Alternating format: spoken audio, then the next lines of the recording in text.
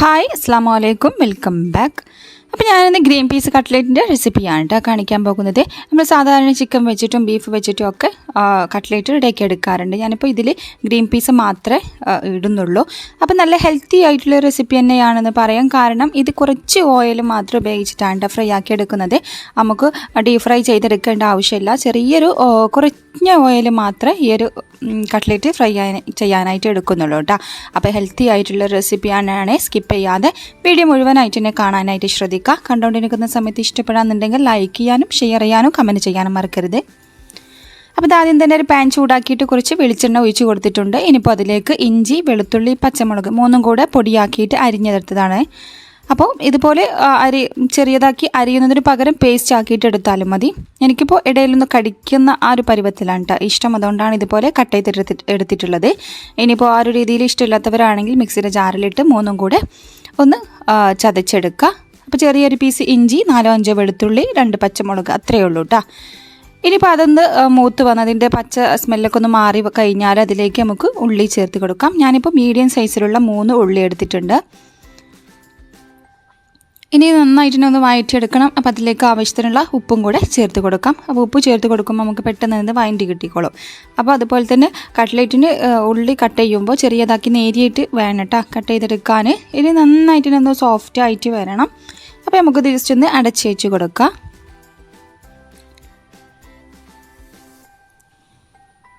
അപ്പോൾ അതാ കുറച്ച് ടൈം കഴിഞ്ഞപ്പോൾ കണ്ടല്ലോ ഉള്ളിയൊക്കെ ഇവിടെ നന്നായിട്ടൊന്ന് സോഫ്റ്റ് ആയിട്ടൊക്കെ വന്നിട്ടുണ്ട്. അപ്പോൾ ഇതിൻ്റെ ഇടയ്ക്ക് ഞാൻ ഒരു പ്രാവശ്യം കൂടെ തുറന്നിട്ട് ഇളക്കി കൊടുത്തിട്ടുണ്ടായിരുന്നു. അപ്പോൾ നമ്മൾ തുറന്ന് നോക്കുന്ന സമയത്ത് ഉള്ളിയിലെ വെള്ളമൊക്കെ ഇറങ്ങിയിട്ടുണ്ടെങ്കിൽ ഹൈ ഫ്ലെയിമിൽ വെച്ചിട്ട് ഒന്ന് വറ്റിച്ചെടുക്കണേ. അതിന് ശേഷം നമുക്ക് അതിനൊക്കെ വേണ്ടിയിട്ടുള്ള മസാലപ്പൊടികൾ ചേർത്ത് കൊടുക്കാം. അപ്പോൾ ഇതാ 1/4 ടീസ്പൂൺ മഞ്ഞൾപ്പൊടി ഇട്ട് കൊടുത്തിട്ടുണ്ട്. അതുപോലെ തന്നെ എരിവിന് ആവശ്യത്തിനുള്ള കുരുമുളക് പൊടിയാണ് കേട്ടോ. ഞാനിപ്പോൾ ഒരു 3/4 ടീസ്പൂണോളം കുരുമുളക് പൊടി ഇട്ട് കൊടുത്തിട്ടുണ്ട്. അപ്പോൾ നമ്മൾ ഈ ഒരു റെസിപ്പിയിൽ മുളക് പൊടിയൊന്നും ആഡ് ചെയ്യുന്നില്ല കേട്ടോ. അപ്പോൾ കുരുമുളക് പൊടി അതിനനുസരിച്ച് ചേർത്ത് കൊടുക്കുക. അതിൻ്റെ കൂടെ തന്നെ ഒരു 1/4 ടീസ്പൂൺ ഗരം മസാല പൊടിയും കൂടെ ഇട്ട് കൊടുത്തിട്ടുണ്ടായിരുന്നു. ഇനി നന്നായിട്ടൊന്ന് മിക്സ് ആക്കിയിട്ട് നമുക്ക് ഗ്രീൻ പീസ് ചേർത്ത് കൊടുക്കണം. അപ്പോൾ ഞാനിപ്പോൾ വെള്ളത്തിലിട്ട് വെച്ച് ഗ്രീൻ പീസ് കുറച്ചൊന്ന് മുളച്ച് വന്നിട്ടുണ്ടായിരുന്നു കേട്ടോ. ഇപ്പോൾ ഗ്രീൻ പീസ് ധാന്യങ്ങളൊക്കെ മുളച്ചതാവുമ്പോൾ നമുക്ക് നല്ല ഹെൽത്തി അല്ലേ. അപ്പോൾ അതിലേക്ക് കുറച്ച് വെള്ളവും കുറച്ച് ഉപ്പും കൂടെ ഇട്ട് കൊടുത്ത് കുക്കറിലിട്ട് ഒരു 3-4 വിസിൽ വരുന്നത് വരെ വേവിച്ചെടുക്കാം. അപ്പോൾ അത്യാവശ്യം നന്നായിട്ടൊന്ന് വേവിച്ചെടുക്കണേ. എന്നിട്ട് അതും കൂടെ അതിലേക്ക് ഇട്ട് കൊടുത്തിട്ട് നന്നായിട്ടൊന്ന് മിക്സ് ആക്കി കൊടുക്കുകയാണ്. അപ്പോൾ ഗ്രീൻ പീസ് ഇനിയിപ്പോൾ വേവ് കുറച്ച് കുറവാണെന്നുണ്ടെങ്കിൽ മിക്സിയുടെ ജാറിലിട്ട് ഒന്ന് ക്രഷ് ചെയ്തെടുത്താൽ മതി. ഞാനിപ്പോൾ നന്നായിട്ടൊന്ന് വെന്തതായതുകൊണ്ട് ഞാനിപ്പോൾ പൊടിച്ചിട്ടൊന്നുമില്ല കേട്ടോ. ഇതുപോലെ ഒന്ന് ആ ഒരു തവി വെച്ചിട്ട് നന്നായിട്ടൊന്ന് ഉടച്ച് കൊടുക്കുകയാണ് ചെയ്യുന്നത്.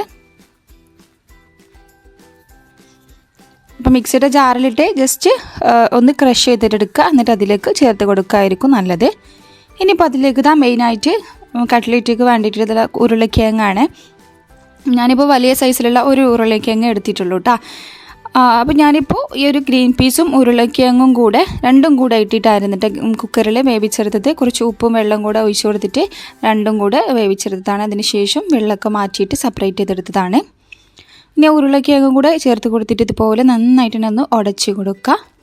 അപ്പോൾ ഒരു കട്ട്ലേറ്റിൻ്റെ പരിവ് അറിയാമല്ലോ, അധികം ലൂസൊന്നും ആവാതെ വെള്ളത്തിൻ്റെ കണ്ടൻറ്റൊന്നും ഇല്ലാത്ത അധികം ടൈറ്റായിട്ടുള്ള രൂപത്തിൽ വേണം നമുക്കിത് റെഡിയാക്കി എടുക്കാൻ. അപ്പോൾ അതിന് വേണ്ടിയിട്ട് ഫ്ലെയിം ഒന്ന് കൂട്ടി വെച്ചിട്ട് ചെയ്തെടുക്കുക. അപ്പോൾ അതിൽ വെള്ളമൊക്കെ ഒന്ന് വറ്റിക്കോളും. ഇനി ലാസ്റ്റ് ആയിട്ട് കുറച്ച് മല്ലിയില ചോപ്പ് ചെയ്തതും കൂടെ ചേർത്ത് കൊടുക്കുന്നുണ്ട്. ഇനിയിപ്പോൾ കറിവേപ്പില ഉണ്ടെങ്കിൽ അതും കൂടെ ചേർത്ത് കൊടുക്കട്ടെ. ഞാനിപ്പോൾ കയ്യിലില്ലാത്തതുകൊണ്ട് ഇട്ട് കൊടുത്തിട്ടില്ല, മല്ലിയില മാത്രമേ ചേർത്ത് കൊടുത്തിട്ടുള്ളൂ. അപ്പോൾ ഇതാ ഈ ഒരു മാവ് ഇവിടെ റെഡി ആയിട്ടുണ്ട്. കണ്ടല്ലോ മസാല ഈ ഒരു രൂപത്തിൽ വേണം കേട്ടോ നമുക്ക് കിട്ടാൻ. ഇനിയിപ്പോൾ ഇത് റെഡിയാക്കാനായിട്ട് തുടങ്ങാം. അപ്പോൾ മസാല ഒക്കെ അത്യാവശ്യം നന്നായിട്ടൊന്ന് ചൂടാറിയൊക്കെ വന്നിട്ടുണ്ട്. ഇനിയിപ്പോൾ അതിലേക്ക് കട്ട്ലേറ്റ് ആകുമ്പോൾ മെയിനായിട്ട് വേണ്ടതാ കുറച്ച് ബ്രെഡ് എടുത്തിട്ടുണ്ട്. അതിൻ്റെ കൂടെ തന്നെ ഒരു കോഴിമുട്ട കുറച്ച് ഉപ്പും കൂടെ ചേർത്ത് കൊടുത്തിട്ട് നന്നായിട്ടൊന്ന് ബീറ്റാക്കി എടുക്കുകയാണ്. ഇനിയിപ്പോൾ ബ്രെഡ് ക്രംസിന് പകരം നമുക്ക് റസ്ക് പൊടി വേണമെങ്കിലും ഉപയോഗിക്കാം. അതൊക്കെ എല്ലാവർക്കും അറിയുന്നതായിരിക്കും. ഇനിയിപ്പോൾ സാധാ നമ്മൾ കട്ട്ലേറ്റൊക്കെ റെഡിയാക്കി എടുക്കുന്നത് പോലെ തന്നെ ഇതിൽ നിന്നും മാവ് കുറച്ചായിട്ട് എടുക്കുക. എന്നിട്ട് കൈയിൻ്റെ അടിഭാഗത്ത് വെച്ചിട്ട് പ്രസ് ചെയ്തിട്ട് ഇതുപോലെ ഒന്ന് ഷേപ്പ് ചെയ്തെടുക്കുക. ഞാനിപ്പോൾ ചെറിയ കട്ട്ലേറ്റ് ആക്കിയിട്ടാണ് എടുക്കുന്നത്. അപ്പോൾ കട്ട്ലേറ്റിൻ്റെ വലിപ്പമൊക്കെ ഓരോരുത്തരുടെ ഇഷ്ടത്തിനനുസരിച്ച് നമുക്ക് ചെയ്തെടുക്കാം. എന്നിട്ട് ആദ്യം ഒന്ന് മുട്ടയിലൊന്ന് കോട്ട് ചെയ്തെടുക്കുക. അതിനുശേഷം ബ്രെഡ് ക്രംസിലും കോട്ട് ചെയ്തിട്ടെടുക്കുക. ഉണ്ടല്ലോ ഈ ഒരു രീതിയിൽ നമുക്ക് ബാക്കിയുള്ളതും കൂടെ ചെയ്തെടുക്കാം. അപ്പോൾ ഈ മുട്ടയിലും ബ്രെഡ് ക്രംസിലും കോട്ട് ചെയ്തെടുക്കുന്ന സമയത്ത് ഒരു കൈ വെച്ചിട്ട് മുട്ടയിൽ കോട്ട് ചെയ്തെടുക്കുക, എന്നിട്ട് മറ്റേ കൈ വെച്ചിട്ട് ബ്രെഡ് ക്രംസിൽ കോട്ട് ചെയ്തെടുക്കുന്നതായിട്ട് ഏറ്റവും നല്ലത്. അതല്ലെങ്കിൽ നമ്മൾ കയ്യിൽ ആ മുട്ടയുടെ ബാക്കിയൊക്കെ ഉണ്ടാകുമ്പോൾ അത് ബ്രെഡ് ക്രംസിലൊക്കെ ആയിട്ട് അതൊന്ന് കുതിർന്ന് പോവാൻ ചാൻസ് ഉണ്ട്. അപ്പോൾ ഇതുപോലെ 2 കൈ വെച്ചിട്ടും ചെയ്തെടുക്കാം. അപ്പോൾ ഞാനിപ്പോൾ ഇതാ മുഴുവനായിട്ട് തന്നെ റെഡിയാക്കി എടുത്തിട്ടുണ്ട്. ഇനി നമുക്കിതൊന്ന് ഫ്രൈ ആക്കി എടുക്കണം. അപ്പോൾ ഫ്രൈ ചെയ്യുന്ന കാര്യമാണ് ഞാൻ ഡീറ്റെയിൽ ആയിട്ട് പറയുന്നത്. നമുക്ക് ഹെൽത്തി ആയിട്ട് തന്നെ ചെയ്തെടുക്കാം. കുറച്ച് ഓയിൽ മാത്രം മതി കേട്ടോ. അപ്പോൾ ഇതാ ഒരു പാൻ വെച്ച് കൊടുത്തിട്ടുണ്ട്. ഇനിയിപ്പോൾ സാധാരണ കട്ട്ലേറ്റ് ഫ്രൈ ചെയ്യുന്ന പോലെ ഡീപ് ഫ്രൈ ചെയ്തിട്ട് വേണമെങ്കിലും നമുക്ക് എടുക്കാം കേട്ടോ. അപ്പോൾ ഞാനിപ്പോൾ കുറച്ച് ഈ ഒരു രീതിയിലാണ് ചെയ്തെടുക്കുന്നത്. പാനിലേക്ക് കുറച്ച് വെളിച്ചെണ്ണ, നമ്മൾ സാധാ കോഴിമുട്ടൊക്കെ പൊരിക്കാനൊക്കെ ഒഴിച്ച് കൊടുക്കില്ലേ, ആ ഒരു രീതിയിൽ മാത്രം മതി. കുറച്ച് വെളിച്ചെണ്ണയാണ് ഒഴിച്ച് കൊടുത്തിട്ടുള്ളത്, കണ്ടല്ലോ. ഇനിയിപ്പോൾ ഓരോ കട്ട്ലേറ്റും ഇതിലേക്ക് ചേർത്ത് കൊടുത്തിട്ട് നമുക്ക് ഫ്രൈ ആക്കി എടുക്കാം. അപ്പോൾ നമുക്ക് ഓയിൽ ഫ്രൈ ചെയ്യുന്ന പ്രശ്നവുമില്ല, അതുപോലെ തന്നെ ഓയിൽ കേട് വരുന്നതിന് പ്രശ്നമില്ല. അപ്പോൾ ഇനിയിപ്പോൾ ഓയിൽ ആയതുകൊണ്ട് കഴിക്കാത്തവരൊക്കെ ആണെന്നുണ്ടെങ്കിൽ ഈ ഒരു രീതിയിൽ ചെയ്ത് കൊടുത്ത് നോക്കുക. ഹെൽത്തി ആയിട്ടുള്ളൊരു കട്ട്ലേറ്റാണ്. എന്നാൽ നമുക്ക് ടേസ്റ്റിലൊന്നും ഒരു വ്യത്യാസവും വരില്ല കേട്ടോ, നല്ല ടേസ്റ്റ് തന്നെയാണ്. ഇതുപോലെ നമുക്ക് ഒരു ഭാഗം ഒന്ന് കളർ ചേഞ്ച് ആയി കഴിഞ്ഞാൽ മറിച്ചിട്ട് കൊടുത്ത് 2 ഭാഗം ഒരുപോലെ ഒന്ന് മൊരിയിച്ചെടുക്കാം. ഇനിയിപ്പോൾ ഡീപ് ഫ്രൈ ആണ് ഇഷ്ടമെന്നുണ്ടെങ്കിൽ ആ ഒരു രീതിയിൽ വേണമെങ്കിലും ഫ്രൈ ചെയ്തെടുക്കാം കേട്ടോ. അപ്പോൾ ഈ ഒരു രീതിയിൽ കട്ട്ലേറ്റ് ഫ്രൈ ചെയ്യാത്തവരാണെങ്കിൽ ഒന്ന് ചെയ്ത് നോക്കുക. നല്ല ടേസ്റ്റാണ് കേട്ടോ. നമുക്ക് സിമ്പിളായിട്ട് തന്നെ ചെയ്തെടുക്കാൻ പറ്റും. അപ്പോൾ അതാ ഞാനിപ്പോൾ ഇവിടെ മുഴുവനായിട്ട് തന്നെ ഫ്രൈ ആക്കി എടുത്തിട്ടുണ്ട്. ഇനിയിപ്പോൾ ഇതിൻ്റെ ഉൾഭാഗം ഒന്ന് കാണിച്ചു തരാം. അപ്പോൾ ഈ ഒരു പുറം ഭാഗം നല്ല ക്രിസ്പി ആയിട്ടാണ് കേട്ടോ ഉള്ളത്, കണ്ടല്ലോ. അതിൻ്റെ ഉൾഭാഗം നല്ല സോഫ്റ്റായിട്ട് നല്ല ടേസ്റ്റാണ്. ആ ഒരു കുരുമുളക് പൊടിയൊക്കെ ആഡ് ചെയ്തതുകൊണ്ട് തന്നെ നല്ല ടേസ്റ്റാണ്. അപ്പോൾ ഈ ഒരു റെസിപ്പി എല്ലാവരും എന്തായാലും ഒന്ന് ട്രൈ ചെയ്ത് നോക്കണം. എന്നിട്ട് അതിൻ്റെ ഫീഡ്ബാക്കൊക്കെ അറിയിക്കുക. വീഡിയോ ഇഷ്ടപ്പെട്ടാൽ ലൈക്ക് ചെയ്യാനും ഷെയർ ചെയ്യാനും കമൻറ്റ് ചെയ്യാനും മറക്കരുത്. സബ്സ്ക്രൈബ് ചെയ്യാതെ ആരെങ്കിലും കാണുന്നവരുണ്ടെങ്കിൽ പ്ലീസ് ഒന്ന് സബ്സ്ക്രൈബ് ചെയ്ത് സപ്പോർട്ടും കൂടെ ചെയ്യാം.